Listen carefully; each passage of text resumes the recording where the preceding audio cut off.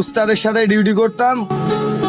উস্তাদ আমার ডাইন সাইডে বসে বলতো, সামনের উস্তাদকে ফলো করবি, সর্বোচ্চ গতি 40 রাখবি, নিজের মেকআপে নিজে চলবি, নিজের হাত সেট করবি, অভিজ্ঞতা আসবে।